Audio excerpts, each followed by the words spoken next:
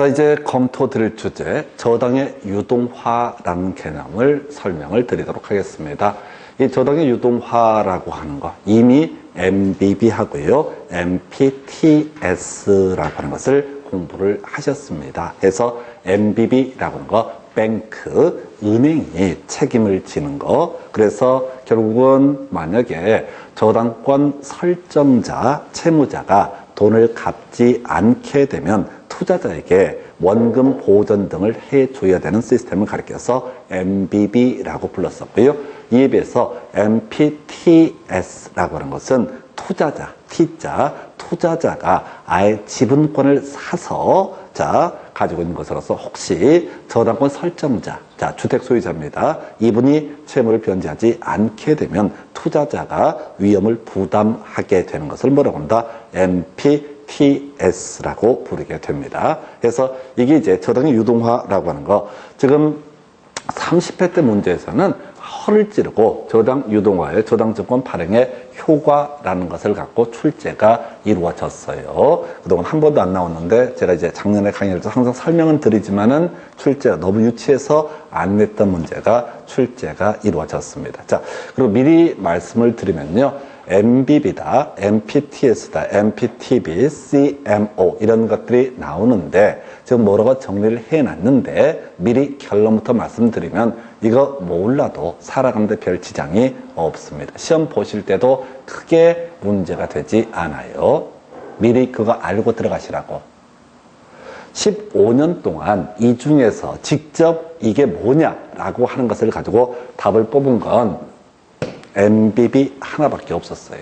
지문에 MPTS라든가, 여긴 보이지 않지만 MPTB, CMO 이런 것들이 지문에 툭툭 던져져도 틀린 것을 고르셔든 옳은 것을 고르셔든 답을 구성을 하지 않아요.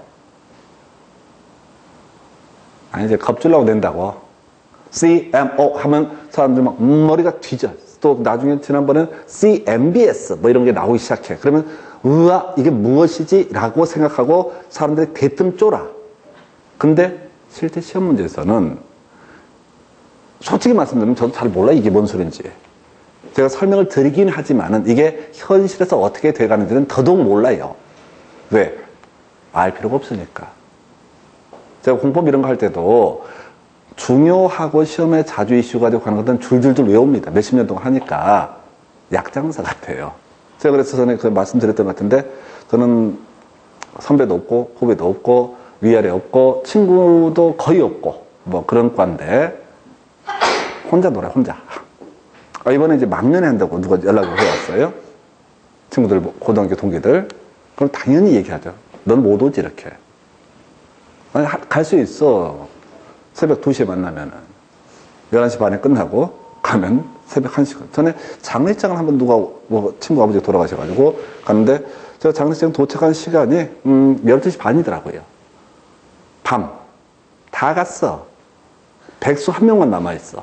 걔가 남아있는 이유는 궁금해가지고. 한 10년 넘은 것 같은데, 그 사이 어떻게 변했나. 너무 그게 궁금하대. 그게 결국은 백수란 얘기지. 하여튼, 지금, 뭔 얘기 하려고 했냐면, 제가 어쩌다 동문회를 한번 갔어요. 잘못 간 거죠. 가려고 간 게 아니라 어떻게 약속이 잘못되어서 동문회를 갔는데 후배라는 친구가 물어보더라고요. 선배님은 어떤 일을 하십니까? 라고 해서 제가 했던 얘기가, 예, 전 제약업계에서 일하고 있습니다. 라고 얘기했어요. 제약업계. 약장사죠. 약장사. 나름의 재밌자고 한 얘기야. 근데 얘가 너무 진지하게, 그러면 한미약품 뭐 이런 거의 비슷한 거야. 그런 거라. 그래서 약 파는 거니까. 뭔 얘기를 하고 있냐면, 이게 시험에 주요 이슈가 되거나 가치가 있는 지문이면 줄줄줄 제가 약을 팔아요. 근데 저도 이거 보면서 얘기를 해야 돼. 뭔 소린가 헷갈려가지고. 그 얘기는 이 디테일한 내용 자체는 큰 의미가 없다. 하는 데까지 해보고 오히려 답은 유치찬란한데 출제가 돼요. 자, 일단 저당의 유동화라는 개념.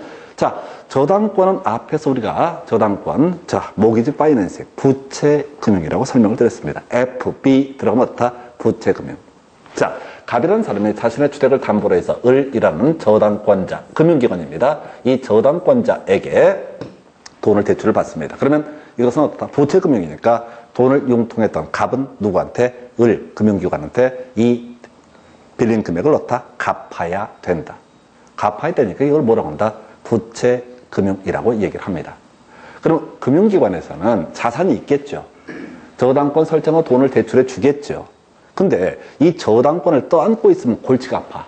왜? 20년 상환 이렇게 해버리면은 실제 아까 원리금 균등 상환 저당이든 원금 균등 상환 저당이든 그 채권을 다 회수하려면 시간이 억수로 많이 걸려. 은행 잔고가 떨어져 버려. 그럼 대출을 더 해주고 싶어도 다 대출을 할 수가 없어. 그래서 이 사람이 가지고 있는 이 저당권이라고 하는 것을 투자자한테 저당권을 투자자한테 파는 시스템, 이걸 뭐라고 그런다? 저당의 유동화라고 부릅니다. 아까 그런 게 있어요. 자산 유동화 증권이라는 개념이 있었어요. 기업이 가지고 있는 수많은 부동산을 담보로 해서 하나의 상품으로 막 묶어. 그래서 그걸 수십 개로 쪼개가지고 투자자한테 파는 방식, 이걸 자산의 유동화. 은행이 가지고 있는 저당권을 수개 증권, 수십 개, 수백 개 증권으로 쪼개가지고 일반 투자자에게 파는 거. 이걸 저당의 유동화. 그러면 이 저당의 유동화, 이 저당권을 담보로 해서 투자자한테 돈을 빌립니다. 그러면 금융기관 입장에서는 만약에 5% 이자를 먹기로 했다. 저당권 설정할 때. 그러면 여기서 3%는 먹는 거야. 그리고 나머지 2%는 또는 1.5%는 누구한테? 다른 투자자한테 이익을 나눠주는 거야. 그리고 그 융통한 돈으로 또 저당권을 설정해서 또 자기는 3% 먹고 또 다음에 또 팔아먹고 이런 식으로. 그렇게 해야지 바로 주택담보대출 이런 시장에 있어서 많은 사람들에게 어떤 대출을 실행을 해줄 수가 있다. 이런 구조가 되는 거예요. 만약 저당의 유동화가 없게 되면요. 금융기관 문 닫아야 돼요. 대출 몇 번 해주다가 한 10,000건 했다 하십시다. 그럼 더 이상 대출해줄 돈이 없는 거야. 그렇다고 해서 어디에서? 자, 예금을 받아가지고 대출 이룰 수 있는 상황이 아니라는 거지. 그래서 이 저당의 유동화라고 하는 것은 결국은 시장에 대해서 만약 주택담보대출이라고 한다면 많은 주택담보대출을 실행을 하기 위해서 필수적인 절차다라고 부르게 될 것이고, 그 투자자 입장에서는요, 개별적으로 개인한테 돈 꽂아서 못 받을 수 있잖아요. 근데 이율이 좀 작더라도 안정적으로 일정한 수익을 담보해낼 수 있는 게 뭐가 된다? 저당권에 대해서 투자를 하는 것이다. 이렇게 해서 은행이 띄어먹을 일은 없잖아. 그래서 자, 여기서 이제 시험 문제. 실제는 더럽게 간단한 거, 이걸 시험에 내요. 1차 시장, 2차 저당시장. 요거 구분하는 게 시험에 떠요. 1차 저당시장. 바로 주택의 소유자와 금융기관 간에 이루어지는 시장. 이걸 뭐라고 한다? 1차 저당시장이라고 부릅니다. 그래서 이렇게 돼요. 저당대부를 원하는 소유자, 주택의 소유자와 금융기관 사이에 이루어지는 시장. 저당권 설정으로 대출해주는 시장을 가리켜서 1차 저당시장. 그리고 제가 설명드린 저당의 유동화와 관련돼서 금융기관과 투자자 간에 이루어지는 시장을 뭐라고 한다? 2차 저당시장. 이게 한번 시험 문제 답이 됐어요. 이게 토탈 지금 15년 사이에 3번인가 답, 4번인가 답을 뽑았는데 지금 30회 때 이게 저당증권 발행 효과, 이게 출제가 됐었고, 그 다음에 한 번 나왔던 게 최근에 이게 하나 나왔었고, 그 사이에 딱 한 번 MBB의 정의에 대해서 물어봤어요. 그러니까 지금 저당의 유동화라고 하는 것은 실질적으로 별 의미가 없어요. 내용은 설명드릴 텐데 시험용으로는 크게 가치가 없다고. 해서 자, 이제 2차 저당시장, 이게 바로 뭐가 된다? 저당의 유동화라는 개념과 연계가 되어 있습니다. 자, 그래서 자, 저당채권 담보부 채권이라고 되어 있어요. 이걸 MBB 원문 외우지 못하십니다. 제가 한 3년 하니까 외워지더라고요. MBB라고 하는 것만 외우시면 돼. 왜? 이게 영어를 번역한 거다 보니까 학자에 따라서 용어가 좀씩 달라져요. 용어가 좀 달라진다고. 그러니까 이렇게 냈다 저렇게 냈다. 그러면 이제 한글 번역문으로 외워버리면은 개판돼 버려. 이게 앞에 우리 부동산 개발론 할 때 제가 설명드릴 때 BTL, BTO 영문 순서에 따라서 제대로 배열되어 있는가 이것만 가지고 따져 묻자고 설명을 드렸어요. 그거랑 똑같은 구조야. 이것도 그냥 MBB 이렇게 외워버리면 돼. 그래서 MBB 외울 때 뭐라고요? 뱅크 이렇게 무식하게. 원래 본드 이렇게 돼 있어. 채권이니까. 본드 이렇게 되는데 무식하게 우리가 외울 때 뱅크. 제가 말씀드렸죠. 이거는 집단 지성의 힘이었다고. 이거 제가 설명드리는데 사람들이 머리가 터질 것 같아. MBB는 뭐고, MPTS는 뭐고, CMO는 뭐고. 그래서 작년인가 재작년에 수강생들하고 얘기하다가 누가 얘기하더라다. 은행, 뱅크 해갖고 은행에 책임을 지는 거. 저당권 자체, 소유권을 누가 가지고 있다? 바로 소유권, 지분권을 바로 그 발행기관, 금융기관이 계속 보유한 채 이걸 담보로 투자자에게 채권을 발행하는 형태의 주택저당증권을 가리켜서 MBB. 그 얘기는 자, 만약에 이 채무자, 주택담보대출, 자, 대출을 받은 채무자가 빚을 갚지 못하게 되면은 금융기관에서는 그 돈을 받고 말고는 별개의 문제로 투자자에게 어떻다? 지분권을 팔았으니까, 투자자에게 돈을 빌린 꼴이니까 어떻게 해라? 그 돈을 모두 투자자에게 갚아야 된다. 그래서 MBB는 지금 이걸 이렇게 간다고. MBB라고 하는 개념은 누가 각종 위협이라고 하는 것을 누가 채권 발행기관, 금융기관이 부담하는 형태를 가리켜서 MBB라고 부르게 된다. 그래서 MBB가 발행이 됐을 때 금융기관 입장에서는, 채권 발행기관이 금융기관입니다. 금융기관 입장에서는 투자자에게 원금 등, 투자한 원금 등을 어떻다? 반환할 법적 책임을 지게 된다. 그래서 이걸 뭐라고 한다? 원금 보장 또는 이자 보장이니까 소위 이름하여 부채금융으로 분류가 되는 겁니다. 아까 부채금융 갚아야 되는 게 부채금융이라고 그랬잖아요. 지분금융은 망하면 안 갚아도 되는 거. 그런데 비해서 MPTS라고 해서 소위 금융기관이 저당대출의 소유권 등등등을 아예 투자자에게 통째로 매각하는 형태의 주택저당증권을 가리켜서 뭐라고 한다? MPTS라고 부르게 됩니다. 여기서 포인트 뭐라고요? TTT 위험 부담, 누가 다 담당을 한다? 투자자가 부담하는 형태를 가리켜서 뭐라고 한다? MPTS. 얼마나 무식하고 좋아요. 누가 그 지분권, 소유권을 갖고 있느냐?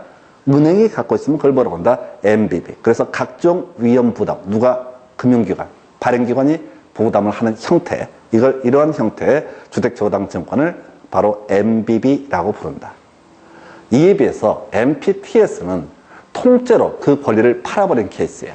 그러니까 만약에 주택담보대출 돈을 빌린 사람이 돈을 만약 갚지 못하게 되면 투자자가 덤태기를 쓸 위험이 있는 것을 가리켜서 뭐라고 한다? MPTS라고 부른다. 여기까지는 그래서 처음에 할 때 괜찮았어. 누가 딱 손. B, 뱅크, 은행, 책임. MBB. 그 다음에가 제일 엽겠지. T, 투자자 할 때 투. 이걸 또 그렇게 해석하는 사람이 있었어. 좋았어. 좋은 아이디어였어. 근데 제일 짜증나는 게 CMO라고 하는 것이 있어요. CMO는 앞에서 얘기했던 MBB, MPTS 등을 섞은 방식이야. 그래서 되게 복잡해. 그래서 채권을, 주택저당증권을 발행하는 형태도 너무너무 다양해. 이율에 따라서, 위험 부담에 따라서 너무너무 다양한 형태를 가리켜서 뭐라고 한다? CMO라고 부릅니다. 그래서 읽어볼까요? 자, 혼합형 주택저당증권. MBB와 MPTS 혼합형 증권. 그래서 발행기관이 저당 채권 집합에 대한 소유권을 보유한 채 이를 담보로 만기와 이자율을 다양화시켜서 발행하는 주택저당증권. 그래서 이거 어떻게 되는지 아세요? 이게 제일 저질이었어. 아니, MBB 뱅크도 좀 없어 보이잖아요. 뱅크 아닌데 MPT에서 투자자의 T 이것도 없어 보였어. 근데 CMO 했을 때 어떤 분이 딱 손을 들고 지적들 하셨어. 다양화, 디귿. 디귿. 키워드가 다양화니까. 다양한. 수십 가지, 수백 가지 형태의 주택저당증권을 만들어낼 수가 있거든요. 그러니까 이게 무슨 말인지 이해를 하실 수도 없고 이해가 돼서도 안 돼. 이건, 자, 은행권에서 일하도 이거 모른다고요. 이 전문 파트로 들어가야지 이 말을 이해할 수 있다고. 그래서 출제위원들 이런 걸 시험에 낸다고 안 낸다고. 내도 답이 아니라고. 그러니까 이런 것들을 가지고요, 이렇게 하나하나씩 지금 제가 설명드린 걸 대충 지문의 구성에 MBB는 MPTS는 CMO는 이렇게 해서 지문 3개 깔아줘. 근데 그 문제는 틀린 걸 고르셔야. 그때 답을 뭐라고 뽑냐? 2차 저당 시장이란 주택 저당 대출의 수요자와 금융기관 간의 발자 형성되는 시장을 말한다. 틀린 걸 고르셔. 답은 이거. 아주 유치하게 뽑아. 어떤 출제 기준인지 아시겠죠? 그러니까 출제위원들의 입장에서도 이걸 낼 때 무슨 마음이 드냐면, 아, 이렇게 복덕방 아저씨들이 이걸 어떻게 할까? 그러면 어떻게? 이걸 훅 겁을 터주는 거야. CMO 1번 딱 간다. 그러면 으아 뒤집다 사람들이 막 스트레스 이빨이 쌓여. MBB 해서 뭐 듣도 보도 못해서 쫙 깔아. MPT에서 어쩌고저쩌고. MPTB까지만 깔아버려. MPTB는 빼버렸어요. 이유는 칸 좁아서. 지문 출제빈도가 현저히 떨어지니까. 15년은 지문 2개 나왔다고. 근데 답이 둘 다 아니야. 그럼 버리고 가는 거예요.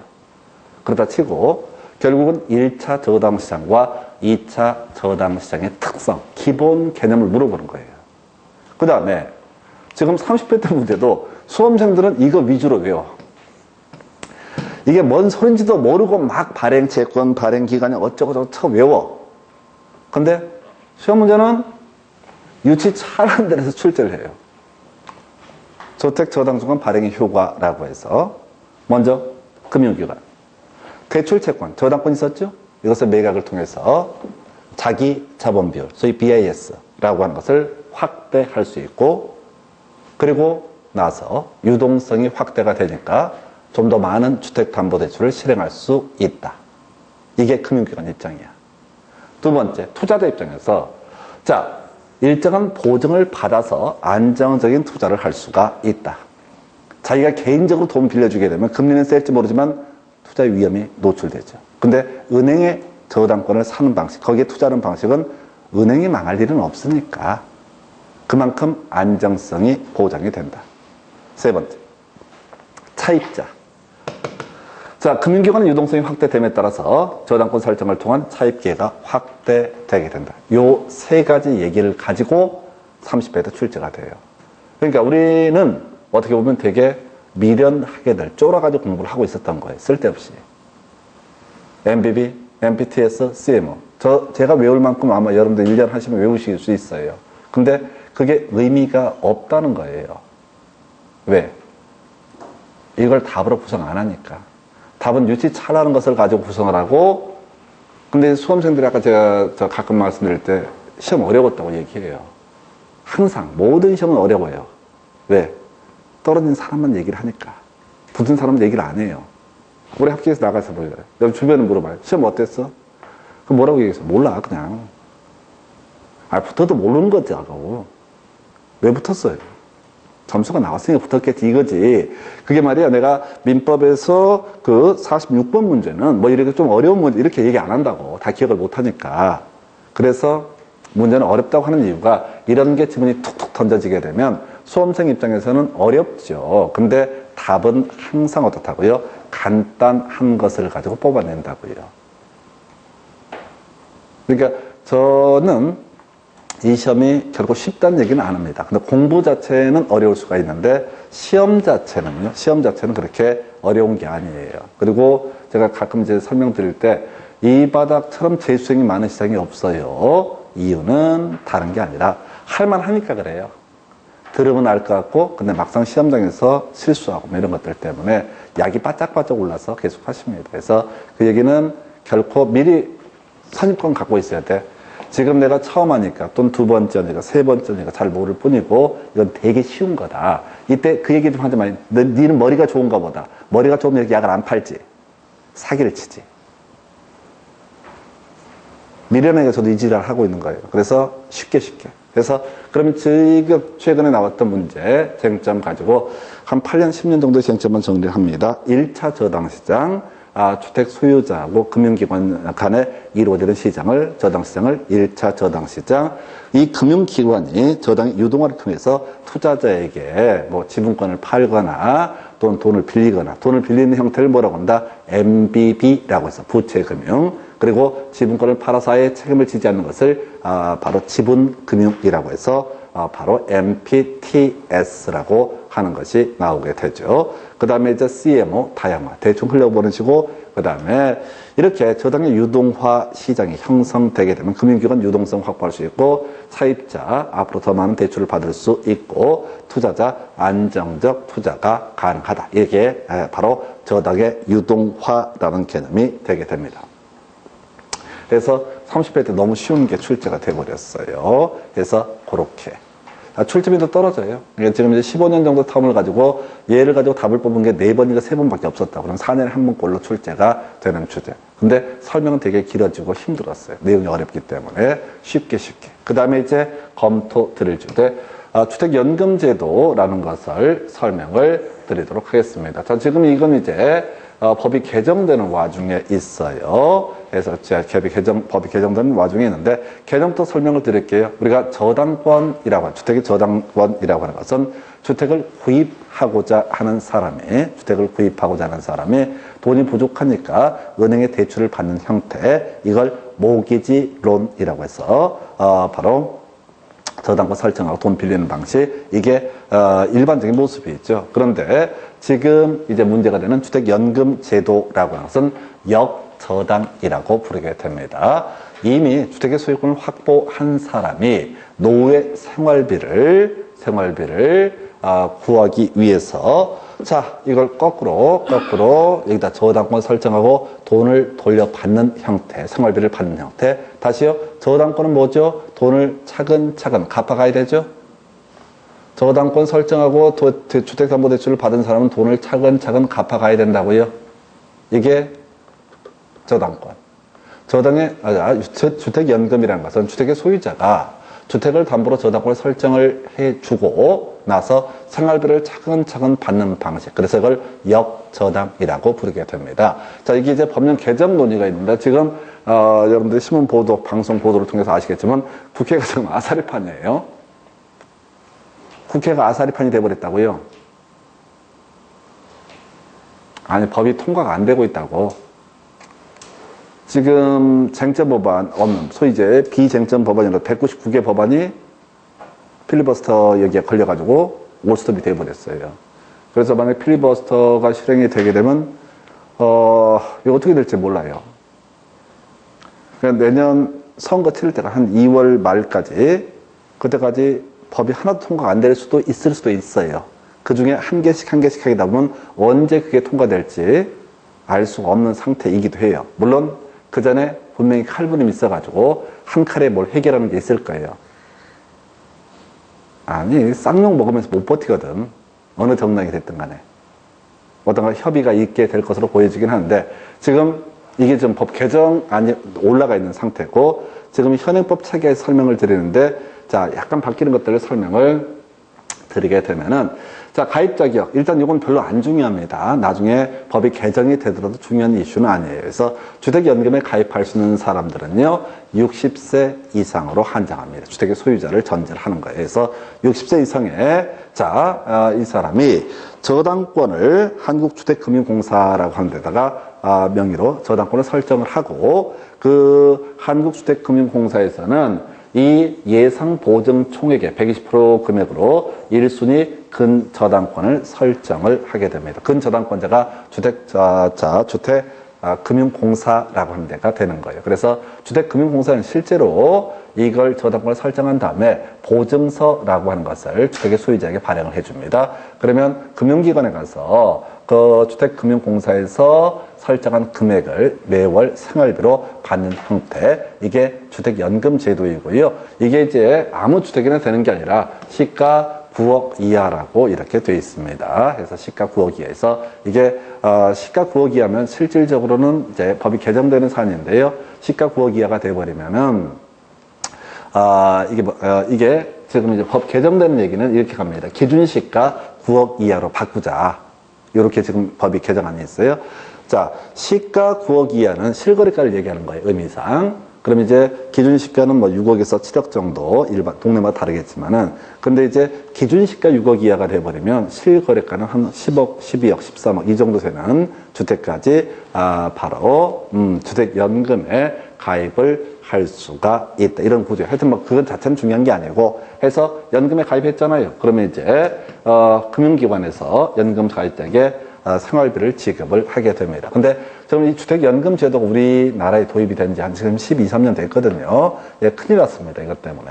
문제가 되게 복잡해졌어요. 뭐가 문제냐면은 애초에 주택연금을 만들 때 이런 거 있었어요. 중도 상환 수수료 부담하지 않고 언제든지 정산을 할 수가 있다. 뭔 소리냐면, 자, 지금 주택을 소유하고 있는 분한테 어디 은행에서, 한국주택금융공사에서, 요것부터 먼저 설명을 드리겠다. 이 주택연금 제도가 도입된 취지부터 설명을 드리겠습니다. 본질적인 부분만 말씀을 드릴게요. 지금 주택 한 채 갖고 있는 분들 있죠. 연세 드신 분들, 60세 이상. 이분들이 수입이 별로 없어요. 뭐 수입이 있는 경우도 있겠지만 수입이 없는 경우가 있지 않습니까? 그러면 소비를 안 해요. 여기 돈이 별로 없으니까 소비를 안 한다고. 집만 딱 한 채 짊어지고 있다고. 그럼 어떻게 돼? 경제가 안 돌아. 이게 이제 일본이랑 똑같은 구조가 돼버리는 거예요. 일본 같은 경우가 자산가, 고연령층, 60대 이상의 분들이 안 써요. 월세 받은 것만 쓰는 거야. 훨씬 큰 자산을 갖고 있어도 그걸 꼭 쥐고 있으면서 안 써버려요. 그러니까 경기가 침체 국면에 빠져들은 그분들이 돈을 써줄 사람인데 안 써버리니까. 그래서 그게 이제 사실은 출발점이에요. 그러다 치고 그럼 주택연금에 가입을 하시라라고 이렇게 얘기를 하니까 이 주택 소유자들이 모르잖아요. 주택연금이 뭔지 어떻게 알아? 수업을 들어도 모르는데. 모르니까 무슨 생각을 하냐면 이것들이 내 재산을 빼돌리려고 하나 보다. 공포를 안고 있는가. 법을 모르니까. 이거는 사실은 주택연금 처음에 가입한 분은 대박입니다. 주택 가격이 상승하잖아요. 그럼 그것까지도 내 거야. 뭐냐면 지금 3억의 주택연금에 가입했다 하십시다. 3억짜리 주택연금. 그러면 이제 일정한 금액을 쓰겠죠. 생활비를. 근데 이제 종신지급형 같은 경우는 여기까지 시험이 나오진 않는데 돌아가실 때까지 만약에 지금 주택가격이 오른 게 한 4억 됐다 하십시다. 해서 올라간 게 4억 됐는데 주택연금을 통해서 돌아가실 때까지 5억을 써도 어떻다고요? 더 이상 구상권 행사하지 않는 시스템인 거예요. 그러니까 어르신들한테 편하게 사시다 가시라.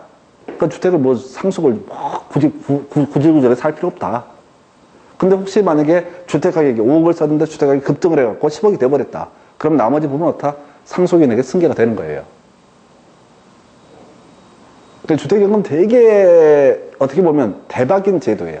가입을 했다라면. 지금도 그래요. 지금도 괜찮아요. 지금 이제 금액을 좀 낮추거든요. 워낙 가입을 많이 하니까. 이게 원래 400만 세대인가 그렇대요. 예상 가입할 수 있는 자격 조건이. 근데 별로 가입 안 했어요. 어찌됐든 간에. 그래서 처음에 이제 꼬시는 거야.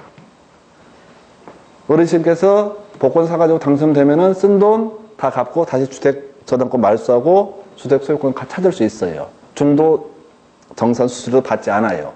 이렇게 설득을 했어요. 그래서 그분들이 주택연금에 가입을 했잖아요. 근데 지금 10년 좀 넘었는데 문제가 된 게 뭐냐면은 안 돌아가셔. 주택연금에 가입하신 분들이 안 돌아가신다고. 그러면 안 되거든. 계산을 할 때 예서 평균 연령 남자 78세에서 돌아가실 걸 계산하고 금액을 계산했다고. 근데 어르신들이 봐봐요. 그동안 좀 약간 쪼들려 살 때 스트레스 받았겠지. 이래저래. 눈치도 보고 등등등. 이걸 집을 팔아야 되나 어떻게 해야 되나 옮겨가야 되나 막 그 생활 자체가 스트레스야. 근데 내가 통 쳤어. 원 없이 쓰시다가 나중에 남는 게 있으면은 자녀분들한테 상속을 해줄 거고 남는 게 없으면 저희가 덤태기를 쓰겠습니다 라고 하니까 어르신들이 이제 더 이상 지하철 2호선 타고 저기 천안역까지 가지 않아. 그냥 산도 가고 경로당 가서 재밌게 맛있는 거 사 먹고 여자친구 사귀고 이렇게 안 돌아가시네? 스트레스를 안 받으니까. 이게 문제가 돼. 작년이가 재작년에 국회에서 난리가 났어요. 왜냐면은 평균 수명하고 돌아가실 연령 등을 계산해서 일부는 그래서 주택 3억짜리면은 어떤 사람은 2억 7천에 돌아가셔서 3천만 원 돌려주고 오버되는 게 없어야 되는데 지금 상황에서는 어떻게 되냐면 3억짜리 주택연금에 가입한 사람들이 다 이미 3억 5천을 써버렸어. 그럼 어떻게 해야 돼? 주택금융공사가 설계가 잘못된 거죠. 너무 많은 혜택을 주고 있는 꼴인 거야. 그래서 국회에서 뭐 난리 쳤습니다. 어떻게 할 거냐고. 결국은 이게 이렇게 만약에 가게 되면 결국 국민 세금으로 다시 채워 넣어야 되는 문제인데, 그잖아요. 세금으로 다시 채워 넣어야 되는 문제인데, 설계 똑바로 해라. 근데 설계 자체는 사실 문제가 없어요. 어르신들이 마음이 편해갖고 너무 즐거운 거야. 그래서 그 국회에서 뭐 이런저런 얘기해서 제가 이제 그 생각이 든 그거야. 아, 방법은 한 가지다. 꽹과리 부대를 세트를 꽹과리 부대를 만드는 거야. 새벽 2시 반에 가서 주택연금 가입자 앞에 가서 북치고 다니고. 그래서 아마 그 양반도 스트레스 안 받을 것 같은데. 하여튼, 이래요.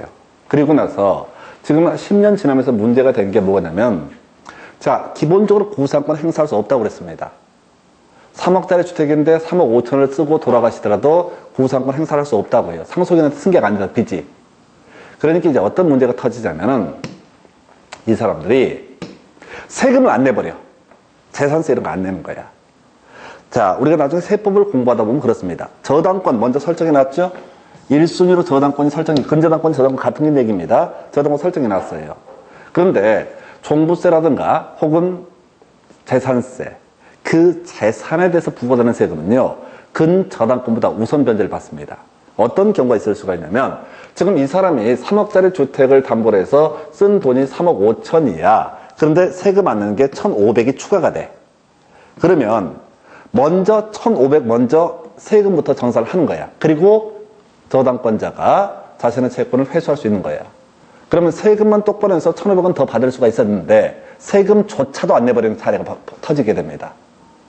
어르신들이 마음이 너무 편한 거야. 세금 내라고 그래 쌩 까버려. 네 마음대로 하세요 이렇게. 어차피 내 것도 아닌데.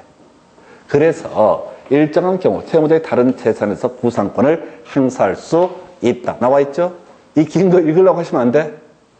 우리가 외울 거 뭐라고요? 구상권 행사할 수 있다 없다? 있다 이렇게 가는 거야. 원칙을 행사할 수 없어요. 근데 이 긴 얘기가 어디서 시험에 나올지 모른다고, 어디를 잘라서 낼지 모르니까 우리가 기억할 건 구상권 행사할 수 있다 없다? 있다. 그 얘기를 외워버리면 끝내는 거예요. 그래서 지금 최근 문제 28회인가 29회 때 나올 때 이런 식이었어요. 주택연금에 가입하면 그 소유권이 한국주택금융공사에 이제 이전된다 해서 틀리게 뽑았어. 아니 이렇게 유치한 걸 낸다고. 9억 뭐 이런 것들 60세 이런 디테일한 걸 물어보는 게 아니라고. 그냥 뉘앙스 이 제도의 취지를 아느냐 이것만 물어본다고요. 그러니까 우리가 평균적인 수험생들이 너무 많은 공부를 해서 독이 돼요. 그래서 다시 주택연금 제도는 저당권 설정하고 나서 계속 돈을 주다가 나중에 혹시 돌아가시게 되거나 이게 지급 방식에 따라 달라지긴 한데 하여튼 돌아가시게 되면은 자, 이 사람이 저당권을 실행을 해서 이미 줬던 생활비를 회수하는 방식 이걸 뭐라고 한다? 주택연금제도. 근데 이제 연금을 받는 분 입장에서는 주택연금을 받는 분 입장에서는 이걸 어떻게 해석을 하냐면은 진짜 마음 편한 제도예요. 사실은 60세 이상 되시게 되면 자기 요건 되면 무조건 주택연금 가입하시는 게 남자. 특별히 다른 투자처가 있거나 그게 아니면 무조건 주택연금 가입하는 게 남는 장사예요. 하여튼 요즘에 계속 이제 요건을 좀 강화시키는 방식으로, 좀 혜택을 좀 줄이는 방식으로. 왜? 앞에 연금 받으신 분들 안 돌아가시거든. 마음이 너무 편해서. 그게 문제. 그래서 이게 주택연금제도. 자, 29회 때 한 문제 구성했던 제도 되겠습니다. 여기까지가 금융론에 관한 주제에서 하여튼 주변 이슈들 거의 다 설명드렸고요. 자, 오늘 일단 여기까지 가겠습니다. 수고하셨습니다.